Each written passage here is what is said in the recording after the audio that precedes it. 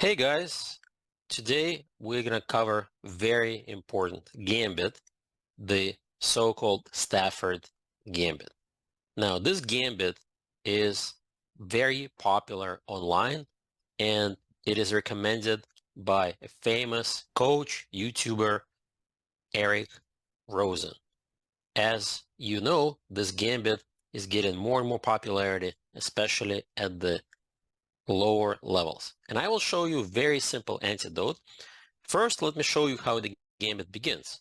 E4, E5, knight f3, and now black plays this tricky move, bishop c5. Well, we have a free central pawn. Why not grab that pawn? Of course, we're going to take that pawn, and they follow it up with knight to c6. Okay, we can also trade the pair of knights. Since we want a pawn, generally speaking, trades are good for us. We're going to take on c6. And people take back with the d pawn. Now, the whole point of this gambit is both of the bishops are now wide open, and we have to be careful. We've lost one of our key defenders of the king side, that g1 knight. Now, white does get a substantial advantage here, but you have to know what to do, and you should watch this video in detail to understand the main ideas. So first things first, we develop the knight to c3. As you probably already know in the opening, good rule of thumb is knight before bishops. It's a very safe way to develop because you're not really sure where the bishops belong. And now knight to f6. And here comes probably the most important move that you guys should know. This quiet move, pawn to h3 𝐥𝐸. Now, it is quite rare in the opening to make a quiet little pawn move, but this pawn move secures white's advantage. We are stopping both knight g4 and bishop g4 jumps. Now, before we go further and analyze this antidote, I want to share with you what will happen if you play a natural move as white, such as the move bishop to e2. It seems like what could be more natural than just taking control over the square and getting ready to castle. And this is the kind of position that Eric Rosen is waiting. Now they play queen d4. And it turns out that this battery against f2 pawn is almost deadly for white. The natural move is, of course, to castle. And now they play this pawn storm with h5. In practice, I would say this position is almost lost for white. And it's not obvious. Again, if you're a relatively new player, you may not realize the danger, and you may play this move h3. Now that you've got one more defender of the key square. And here comes the tactical point, knight g4. Just simply giving up the knight. In chess, this kind of sacrifice is also known as the fishing hook, right? They use the h3 hook to open up the h file. And that's it. f2 is quite weak. No matter what white does, it's going to be very difficult to defend. And if you do take and play, let's say, natural move bishop takes g4, this position is quite bad because of a simple move, queen e5, setting up a basic checkmate. Notice the f pawn is pinned, and if you play g3, simply queen takes g3, checkmate. So this is a kind of position you want to avoid.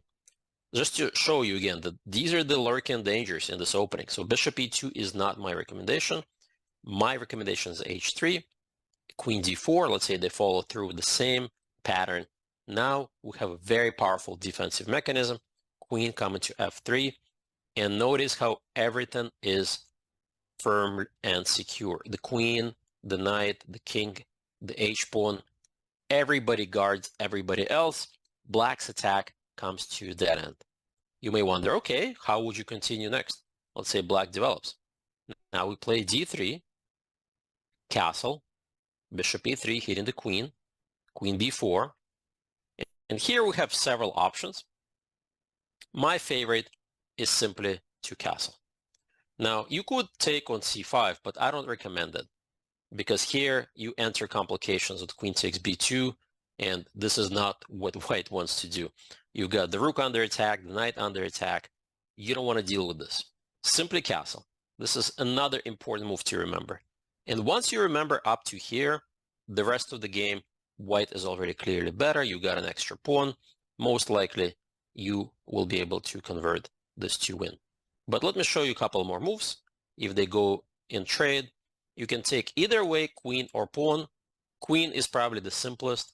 In this position, in my online database, with 2,200 plus players, white scores 86% win rate.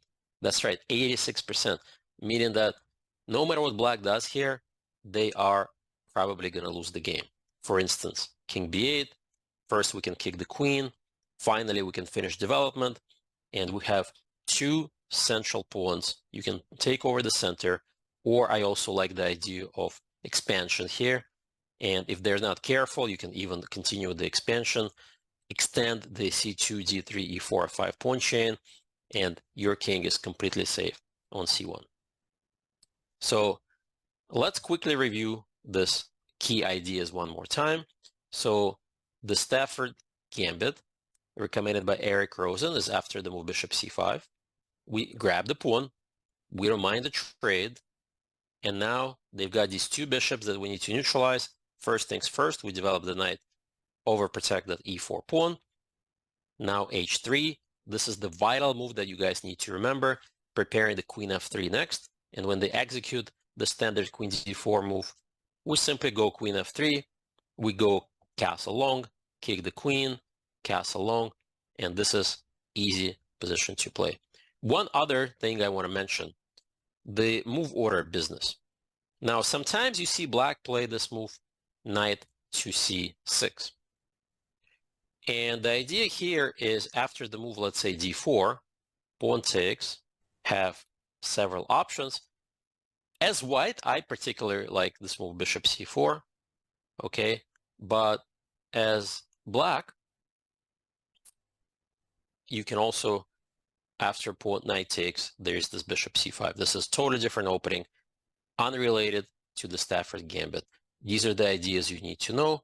But again, this knight c6 move is more standard, and white can even play the, if you like, bishop b5 Royal Opus. But again, my recommendation is if they do something standard, to go bishop c4, and you guys should be quite comfortable.